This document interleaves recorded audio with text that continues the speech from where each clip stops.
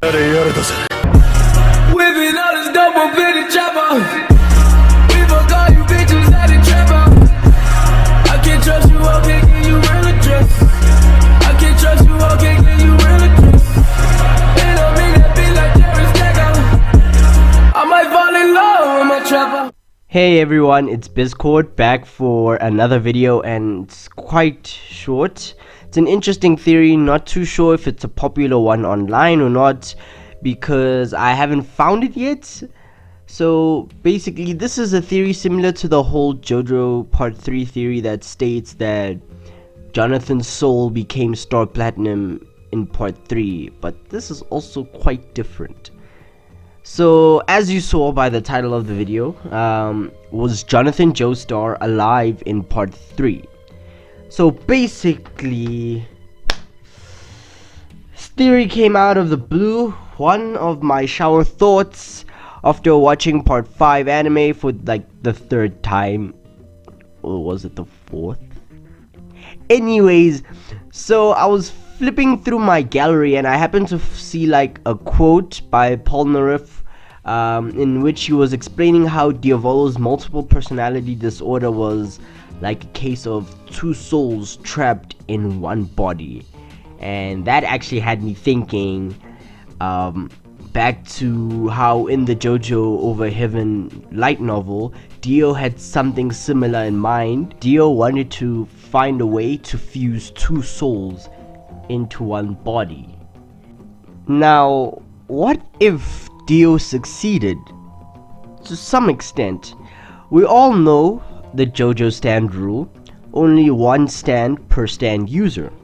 This has been said over and over throughout the entire series, and even in part 7, yes, we know this. And yet, in part 3, Dio has two stands, the world and Jonathan's stand, which is called the Passion on some JoJo fan bases, so we're just gonna call it the Passion throughout this entire video, right? Now, a lot of us know that Araki originally planned for Dio to have every turret stand, thus making him the ultimate boss, but then he realized that that was way too broken, so Araki scrapped that idea and just gave Dio the world, and yet the Passion was never removed. What if, because Jonathan wasn't dead, but his spirit was trapped inside of Dio's, well, it's Jonathan's body, but like, what if the soul was still in the body during the events of part 3? This theory is true. It could explain a few things. Well, only 3 things, and these 3 things are: 1, how Dio is able to use the Passion; 2, how Jonathan's body is able to send distress signals to other Joestar members; and 3, why Jonathan's body was somehow or somewhat rejecting Dio.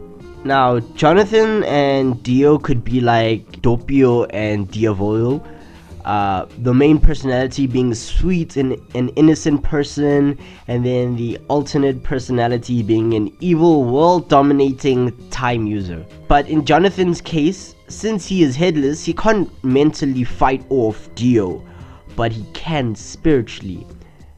Jonathan's living soul is able to send out distress signals to other Joestars because it's still living. When Dio was killed, the distress signal stopped, to such a degree that Joestars weren't even able to properly sense other Joestars till part 6, when Dio's supposed reincarnation appeared, or Green Baby, whatever you want to call it.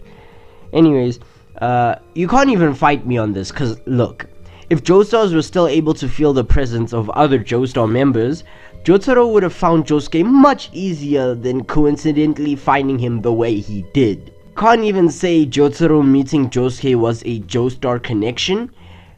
The way they met was like Araki was implying that stand users are drawn to other stand users type logic.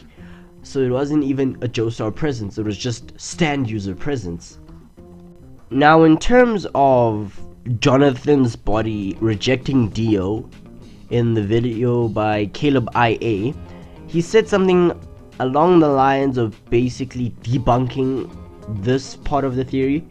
So he mentions how Dio has the blood of a Hamon user inside of him, hence why the healing process was slow and true. This is the case, hence why Dio still has scars on his neck from stitching his head to Jonathan's body, which is kind of weird because even when Dio achieves heaven, he still hasn't fully healed from that wound. Anyways, yes, Dio had to intake more blood to overflow the Hamon energy essence, but if that was the case of Hamon user is reason why body can't heal, then technically by that same logic, Straits wouldn't have been able to heal as amazingly as he did in part 2, because he was the Hamon Grandmaster, and yet the fact that he was still able to use Hamon in the past doesn't affect his vampiric abilities whatsoever. Also, Dio kept saying that Jonathan's body was indeed rejecting him.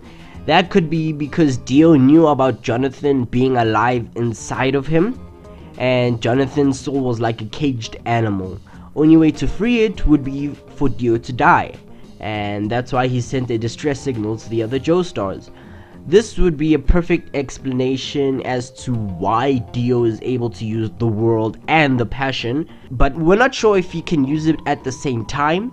He has mentioned that when he first got his stand, he got them simultaneously, so yeah, he got them both at the same time, probably like the world with hermit purple vines around the hands. But we're not sure if he can use them at the same time because he's never actually had to use them at the same time. But with this situation, it could be that Dio was actually trying to find a way to control both souls inside him. That's why he exercised using the passion. In fact, Dio did contemplate this idea. After all, he did say, and I quote, "Just as one stand can exist for each person, there is one soul per person. But I have historical precedent of having both the world and Hermit Purple, two stands. That is because I took over Jonathan's body," end quotes, and skip ahead. He says, quote, "It is possible to take over not only a body, but also a soul," end quote. So basically, Dio did acknowledge he has an unusual phenomena of possessing two entirely different stands. Not even the case of substands like, for example, a Killer Queen and Sheer Heart Attack can tell one is a substand of another because of the theme and because they both blow things up. But with Dio's case, it's two completely different stands with abilities not even relating to each other in the slightest. Meaning, although he didn't fully realize it, he knew he had possessed two souls. Stands are known for being the fighting spirits, right? And only one person can have one fighting spirit, unless said person had two souls. And that's what Dio has, a Doppio inside of him.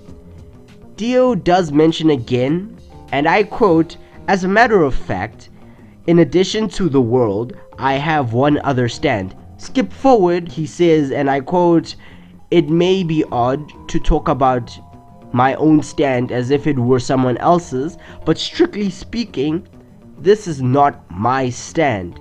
It is the stand of a man whose body I took over, Jonathan Joestar," end quote.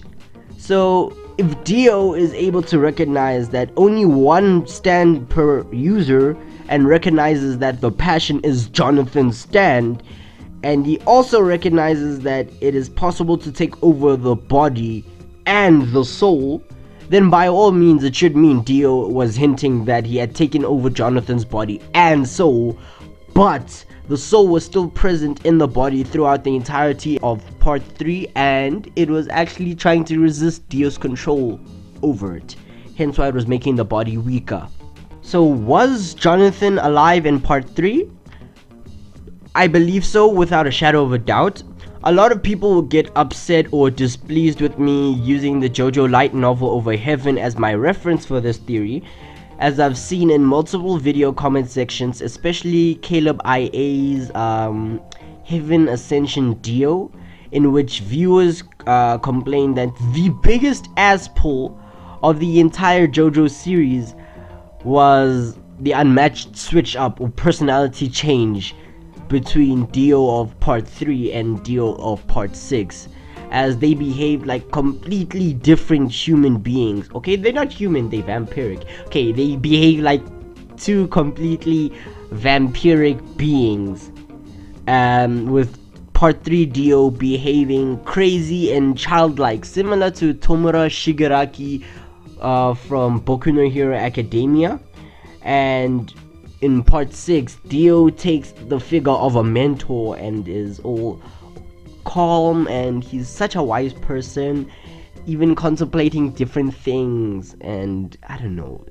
So people are saying that's the biggest ass pull, part 3 and part 6 Dio, as if Dio matured around Pucci but became a child around the Stardust Crusaders. I was going to bring this up in my explaining Araki for God video, but I'll just do it now. So the reason why Dio had such a great personality change between Pucci and the Crusaders is for two reasons. Reason 1 being he didn't want the Crusaders to be aware of his true intentions, which were his goals of achieving heaven. And reason 2, which is the biggest reason, he was extremely excited going up against the Crusaders, which gave him some sort of nostalgic feel, right? As if he was going up against Jonathan and his gang, being Speedwagon and the other Hamon users. This nostalgic feel is actually also one of the reasons why Dio kept on bringing up Jonathan in the fight. For example, when he brought up Jonathan in the fight against Joseph when he froze time, and he decided to contemplate this whole situation of like, oh yeah, Hamon used to be a pain in my side, but now that I have the world, that shit's useless, like fuck out of here, duh. And then he just throws knives, you know. And also with the whole situation when he was fighting Jotaro, and he kept on mentioning like 100 years ago I killed your great grandfather, no, your great grandfather, and he was a menace in my side, but not anymore, and neither will you. Then he froze time, or something like along those lines. So with all of those rushed emotions of the fights, which implemented some kind of nostalgic feel, it explains why Dio behaved the way he did in part 3, as if he was feeling a very high sense of nostalgia, thinking of the Joestars and him. For example, him against Jonathan was similar to him against Jotaro. Them fighting, Dio seeming like he had the upper hand, and then in the end eventually losing. But Dio still felt excited because, well, yeah, he had some memories of the past, and for some situations, like, you could tell that part 3 Dio behaved the way he did because he was excited that he was winning and that he was getting closer to his goal of achieving heaven, which we see him do in the JoJo game Eyes of Heaven. So when Dio is around Enrico Pucci, Dio took more of a chill persona, because for the first time in his entire life of 21 years, Dio had finally made a true friend, and he didn't want to chase that friend slash very valuable pawn away. So this is why the personality in JoJo Part 6 appeared the way it did. Because imagine finally making a friend for the first time in your 121 years of life, and then scaring him away with your and your blood sucking and the world, and like, yeah, Dio really didn't want to chase away this friend. He really cared about Pucci. So yeah, that's the reason why Dio's personality was different between part 1, part 3 and part 6. Actually, even if you look back into part 3, you see that there are some bits and pieces of a part 6 Dio in part 3. Like when he was approached by Whole Horse. We see Dio as a calm person who's always thinking and always planning his next move. He's reading books to gain more knowledge and information about obtaining heaven or learning about the world that he lives in or the world he plans to control, which he kind of already does. But anyways, so yeah, him writing his journal or his personality didn't come out of nowhere, because we did see bits and pieces of him in part 3, and part 6 just decided to focus more on that side of Dio, which we barely got to see. Anyways, this is the end of this video and this theory. Do you believe Jonathan Joestar was alive in the events of part 3 after listening to this theory? Leave a comment on your opinion about this theory. Bring up your own theory to support or deny mine. We can communicate. I've said what I wanted to, so yeah. Do sub to the subscribe button and hit the notification bell to get updated on these things. Check out my Twitter. Thank you all for watching. This has been BizCourt signing out. Bye.